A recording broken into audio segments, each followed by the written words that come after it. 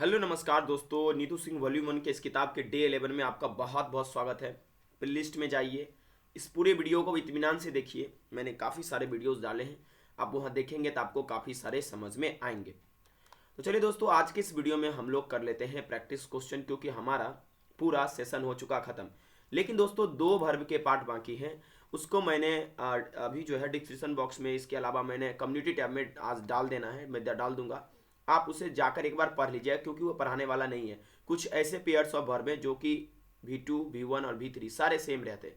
तो चलिए हम आज का जो हमारा क्वेश्चन है इसे हम लोग करना शुरू करते हैं। आज हम लोग दोस्तों करेंगे कॉमन एरर को। Here we have the screenshot of chapter and we will discuss almost 20 to 25 question in this session. यानी कि मतलब कि इस जो हमारा 11 दिन है, उस 11वां जो दिन है, इसमें हम लोग लगभग 20 क्वेश्चन को कॉमन एरर के रूप में देखेंगे और आपको तरीका भी बताएंगे कि कैसे इसे सॉल्व किया जाता है। तो हम लोग करने जा रहे हैं स्पॉटिंग द एरर। दोस्तों, स्पॉटिंग द एरर अपने आप में बेहतरीन है, ठीक है। चलिए करते हैं इसको, ठीक है। देखिए, स्पॉटिंग एरर होता क्या है, जो नए छात्र है वो समझिए कि आपको इस तरह के एक सेंटेंस पूरा रहेंगे और उसमें स्लाइस करके 4 option A B C D करके दे देंगे। आप पढ़ेंगे और आपको जो उचित लगेगा, गलत है या सही लगेगा, आप उस हिसाब से उसमें टिक लगाएंगे। तो हम पढ़ते हैं। चलिए, पूरा वर्ब पढ़ने के बाद, he was so inquisitive that he rose many questions in the class. ठीक है। देखिए, इनक्यूजिटिव का मतलब यहाँ पर होता है क्वेश्चनिंग या क्यूरियस होना, क्वेश्चन को पूछने के लिए, ठीक है। और that he rose many question, ठीक है। देखिए यहाँ पर जो है रोज का मैंने, देखिए आपको मैंने दो पेयर समझाया था। एक समझाया था राइज, ठीक है, और एक समझाया था रेज, ठीक है। बातों को समझिए, ठीक है। देखिए, राइज का माने उठना या जगना होता है, और इसका V2 होता है रोज और राइजन और V3, ठीक है। लेकिन यहाँ पर आपको रेज देखेंगे, इसका मतलब होता है क्वेश्चन करना या कई सवाल उठाना। जैसे रेज्ड और रेज्ड, इसका V2 और V3 होगा। मेरे बात आप समझ पा रहे होंगे भली भांति, ठीक है। जब यहाँ पर आप देखेंगे तो यहाँ पर लिखा है रोज, जिसका सेंस बनता है दोस्तों जागने का, ठीक है। इसलिए इसके बी पार्ट में गलती है, यहाँ पर रोज नहीं, यहाँ पर रेज्ड होना चाहिए, raised many questions in the class. इसलिए इसके बी पार्ट में दोस्तों क्या है, एरर है, ठीक है। अच्छा, दूसरा क्वेश्चन देखिए, he was born of poor parents but brought up in affluent family. देखिए, इसका अगर मीनिंग हम लगाएंगे, पहले सबको समझते हैं। देखिए, बोर्न ऑफ पुअर पेरेंट्स, देखिए बोर्न का माने यहाँ पर नहीं होगा वो, क्योंकि बोर्न का मतलब दोस्तों होता है जन्म लेना, BORN, ठीक है, ओके। और दोस्तों एक बियर होता है, ठीक है। बियर में, बियर का जो होता है, एक बियर का मतलब होता है दोस्तों सहना, ठीक है।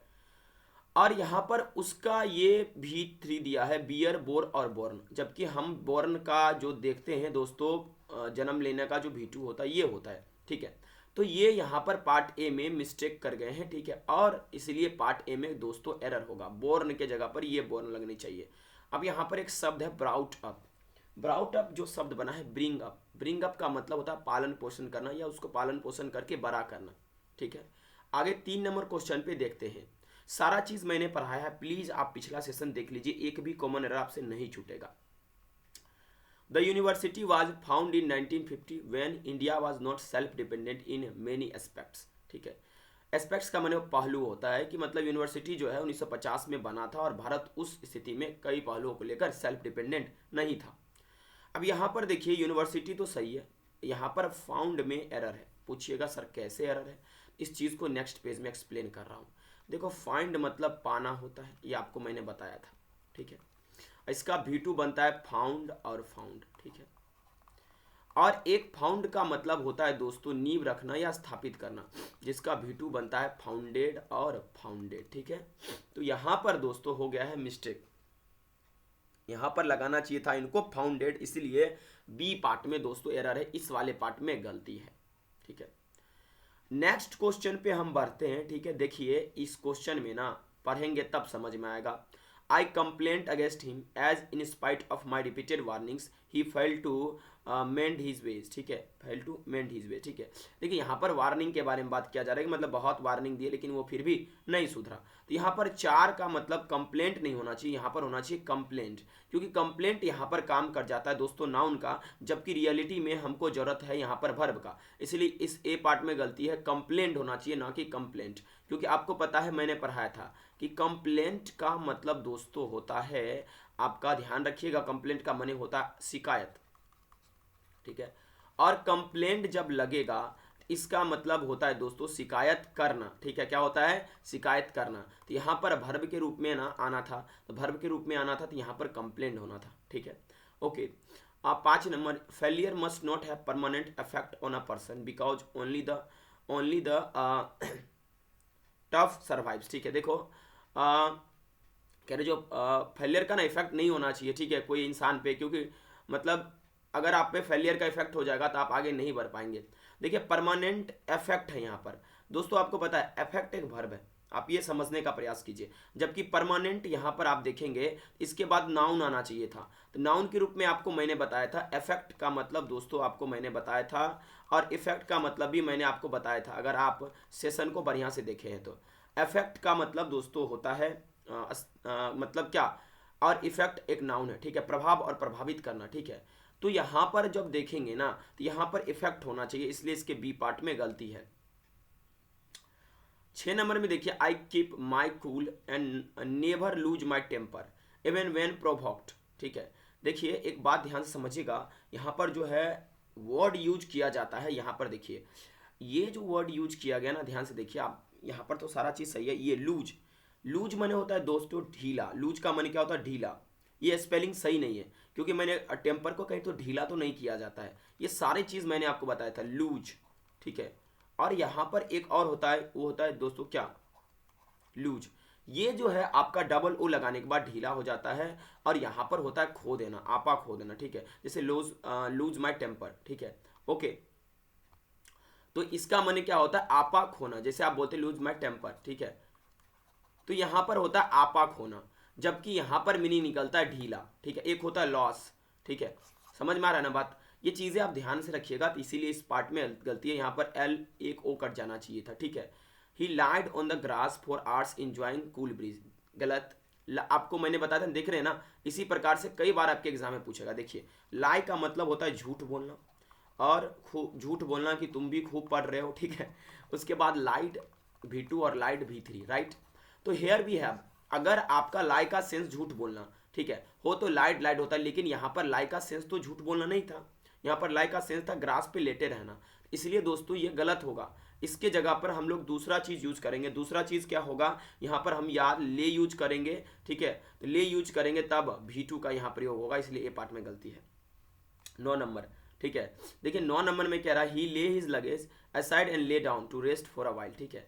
यहाँ तक तो सब सही है, ठीक है। इसके जो पार्ट में जो गलती है यहाँ पर आपका ए पार्ट में गलती है, क्योंकि यहाँ पर जो सेंटेंस मीनिंग रख रहा है कि उसने अपने लगेज को रखा और बगल में रेस्ट के लिए थोड़ा देर बैठ गया, तो यहाँ पर ले नहीं होगा। ले इसलिए नहीं होगा दोस्तों क्योंकि ले का मतलब होता है रखना, और इसका ये रखना होता है V1 के फॉर्म में, तो इसीलिए इसमें लगाना पड़ेगा हमें लेट, ठीक है। और ये सारा चीज़ मैंने डिस्कस किया, भली भांति मैंने आपको बताया है, इसलिए 9 के ए पार्ट में आपका गलती हो जाएगा, और ए पार्ट आपका गलत है। देख रहे ना कंफ्यूजिंग पेयर से कितना बनता है। आप कहेंगे सर कहाँ आपने बताया, देखिए मैंने काफ़ी सारे सेशन मैंने आपको लिया है, फाइंड फाउंड, ठीक है, देख रहे हैं ना, ग्राइंड ग्राउंड, सारा वीडियो आप एक बार जाकर देखिए। लाई मैंने झूठ बोलना, लाइट लाइट, ले और लेन, ले मैंने क्षैतिज रखना या न्योछावर करना, ठीक है। ये सारा चीज़ें आपको ध्यान में रखना पड़ेगा, ठीक है। पीछे का वीडियो प्लीज़ आप एक बार जाकर देखिए, प्लीज़ प्लीज़ प्लीज़। जब एक बार पीछे का वीडियो जाकर देखेंगे ना, आई होप आपको वो समझ में आ जाएगा, ठीक है, ओके। चलिए 10 नंबर पे हम लोग देखते हैं, डिस्कस करते हैं, ठीक है। देखो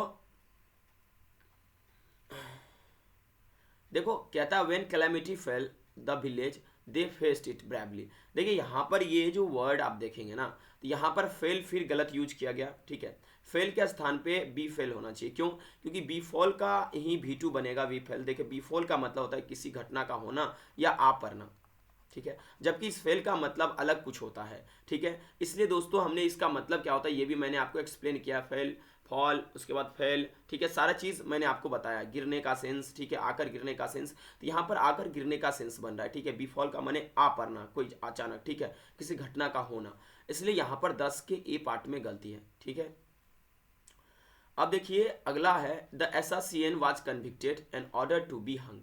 देखिए एसासियन का माने क्या हुआ कि जो किसी को मारा था, एसेसिनेट का माने किसी को मार देना, नहीं, जैसे कि आपको पता होगा किस तरह से एसासिनेशन किया गया था, किसका दोस्तों, जलियांवाला बाग हत्याकांड में आप लोग तो देखे ही होंगे। तो जो असैसिन था वो कन्विक्ट था, कन्विक्ट का माने दोषी होना, ठीक है। एंड उसको क्या किया गया, हंग कर दिया गया। हंग का माने यहाँ सेंस क्या निकलता है, फांसी देना। जबकि मैंने आपको बताया था हंग का माने फांसी देना कतई नहीं होता है। हंग का माने दोस्तों क्या होता है कि किसी चीज़ को लटकाना, ठीक है। आदमी को नहीं, वस्तु को लटकाना। जब आदमी को लटकाने की बात आता है तो हैंग्ड होगा किसी दोस्त के लिए, और हैंग्ड होगा। तो यहाँ पर होना चाहिए, इसके सी पार्ट में गलती है, हैंग्ड होना चाहिए, ठीक है। देखिए अब अगला जो है, if I leave now I will not be able to return back before 9 PM, ठीक है। देखिए एक बात हम आपको बताते हैं, ये जो आप सेंटेंस देख रहे हैं ना, कई बार सीडीएस और एनडीए एग्जाम में पूछा जाता है, इवन एसएससी भी पूछता है। आपको नहीं आइडिया लगेगा कि भाई रिटर्न बैक तो हम लोग कई दिन से यूज करते आ रहे हैं, लेकिन दोस्तों एक बात मैं आपको बता रहा हूँ, ध्यान रखिएगा, कभी भी ये काम आपके आएंगे कि कभी भी रिटर्न और बैक एक साथ मत यूज करना, क्योंकि रिटर्न का मतलब वापस आना ही होता है, और बैक लगाने से वापस आना ये क्या सेंस हुआ, ये सुपरफ्लस हो जाएगा, अननेसेसरी हो जाएगा, रिडंडेंट हो जाएगा, इसलिए गलत हो जाएगा। कभी भी रिटर्न हो जाएगा, ठीक है, ओके। इसमें कभी भी बैक मत लगाइएगा, क्लियर है बात।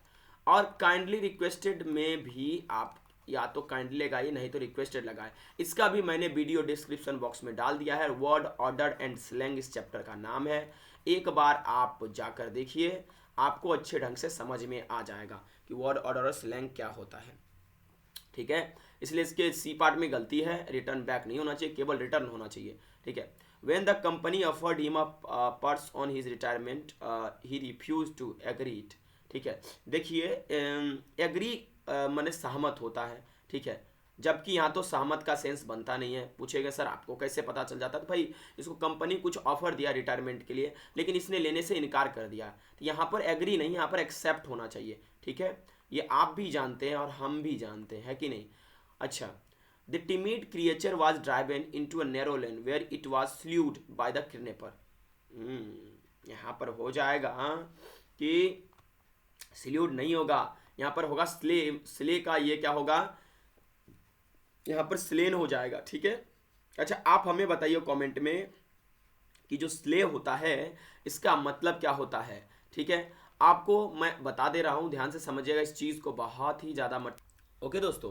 तो स्ले का मतलब होता है कि बद मतलब मार देना, उसे आप कमेंट में बता देंगे हमसे पहले, हमें उम्मीद है। और यहाँ पर स्ले का स्ल्यूड नहीं होता है, ठीक है। स्ले का दोस्तों अलग मीनिंग चढ़ता है। अलग मीनिंग क्या चढ़ता है, अलग मीनिंग दोस्तों चढ़ता है स्ले आ का जो भीतरी होता है वो स्लेन होता है। क्या होता है, स्लेन। इसलिए ये गलत है, ध्यान रखना। स्ले का माने होता है वध करना, ध्यान में रखना, कभी भी स्ल्यूड इसका नहीं होता है। 15 number, being implicated in a murder case he was conclusively suspected for all the unsolved murder cases, ठीक है। देखिए यहाँ पर आप गौर से देखेंगे ना, यहाँ पर फिर गलती कर दिया इन्होंने, ठीक है, ओके। कि अगर हम कंक्लूसिवली का यहाँ पर हम यूज करते हैं, कंक्लूसिवली सस्पेक्टेड, तो कंक्लूसिवली का मतलब दोस्तों होता है, ठीक है, कि कोई बहस को खत्म कर देना, ठीक है, ओके। और सस्पेक्ट के साथ तो ये अच्छा नहीं लगता है, ठीक है, यहाँ पर इसलिए बी पार्ट में हो जाएगा एरर। ये चीज़ें आपको ध्यान में रख के चलना है, ठीक। तो दोस्तों यहाँ पर जो आप लगा रहे हैं ना कंक्लूसिवली सस्पेक्टेड, तो थोड़ा मीनिंग चेंज हो जाता है, ठीक है। क्योंकि आपको मैंने क्या बोला, कंक्लूसिवली का मतलब ही होता है कि भाई साहब कोई डिबेट है उसको खत्म कर देना, और कोई डाउट है, जैसे क्वेश्चन डाउट है, डिबेट को खत्म कर देंगे। तो भाई साहब बताओ, सस्पेक्ट कहने का मतलब संदिग्ध है, और उसमें डाउट तो बनता ही है, ठीक है। इसलिए बी पार्ट में गलती हो जाएगी, नहीं सी पार्ट में, अरे मैं गलत कर दिया, नहीं बी पार्ट ही है। अच्छा इस पार्ट में गलती, कई बार तो मैं खुद कंफ्यूज हो जाता हूँ, इस पार्ट में गलती है, बी पार्ट ही होगा, ठीक है। My brother thinks that somebody must have dared him steal the scooter, ठीक है। तो देखिए यहाँ पर जो 16 नंबर आप देखेंगे ना, ठीक है, देखो सबसे पहले जो हम एक चीज़ देखेंगे यहाँ पर, कि यहाँ पर आप जब देखिएगा कि somebody must have dared him steal the scooter, यहाँ पर कुछ सही नहीं लग रहा है, ठीक है। क्योंकि यहाँ पर स्टील को अगर हम गौर से देखेंगे, स्टील के पहले हमें टू का प्रयोग करना चाहिए, ठीक है। अगर डेयर यहाँ पर मेन वर्ब के रूप में यूज हुआ है यहाँ पर, क्योंकि मस्ट आया है पहले, अगर मस्ट ऑफ डेयर अगर मेन वर्ब के रूप में यूज हुआ है दोस्तों, तो इसका सीधा मतलब यह है कि इसके बाद जो स्टील होना चाहिए इसको हम वर्ब के रूप में यूज नहीं करेंगे, क्योंकि एक सेंटेंस में दो मेन वर्ब नहीं हो सकते हैं।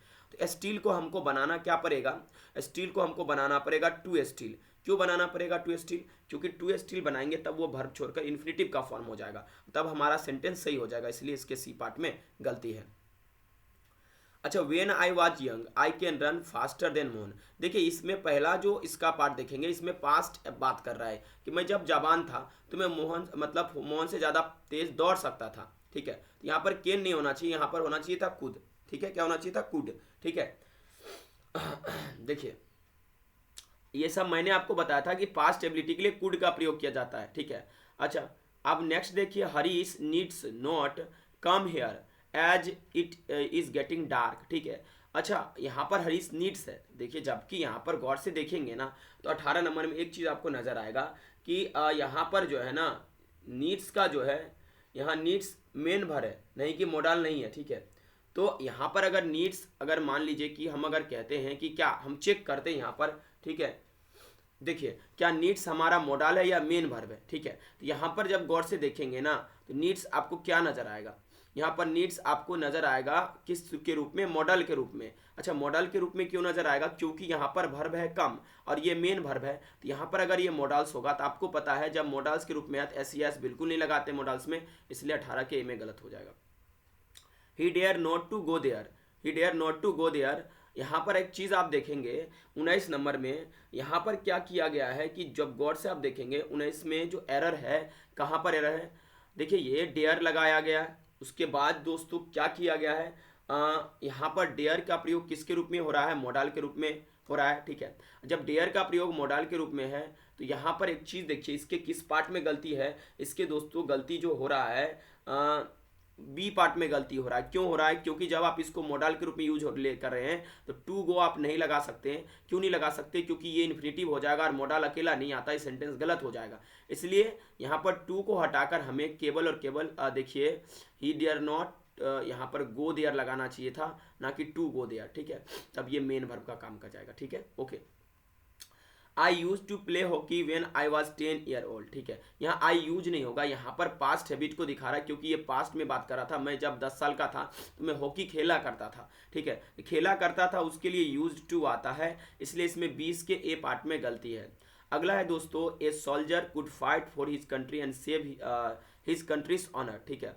देखिए यहाँ पर ये गलत है भाई, कर सकते थे नहीं, ये गलत है, कुड लगेगा ही नहीं। मस्ट फाइट, मस्ट 21 में मस्ट होना चाहिए। एक सोल्जर को फाइट करना चाहिए अपने देश के लिए, उसका ये कर्तव्य है, ठीक है। और हमें सोल्जर का सम्मान करना चाहिए, इसलिए बी पार्ट में गलती है। आई वुड रदर डाई, देखिए देन बैग, देखिए जब रदर रैदर इसको पढ़ा जाता है, जब सेंटेंस में रैदर आ जाए तो आपको देन के तरफ इंक्लाइंड हो जाना है ज़्यादा, THEN नहीं देन, क्योंकि ये निगेटिव सेंस बनाता है कि मैं मरना चाहूँगा लेकिन भीख नहीं मांगना पसंद करूँगा, ठीक है। यहाँ पर ये देन नहीं, यहाँ पर ये देन होना चाहिए। Run fast least you will miss the train, मैंने आपको बोला था कि इसका मतलब दोस्तों होता कहीं ऐसा ना हो, ये आपने पहले डिस्कस किया था जो लेक्चर थे उसमें। और यहाँ पर हमेशा इसके साथ दोस्तों लगता है शुड, आपको लगेगा ये सही है लेकिन ये गलत है, याद रखना LEST लगा रहेगा, उसका मतलब कहीं ऐसा ना हो, मतलब होता है उसका, ठीक है। और उसमें हमेशा शुड का प्रयोग होता है। 24 number, he hope that he will pass the exam with flying colours, ठीक है।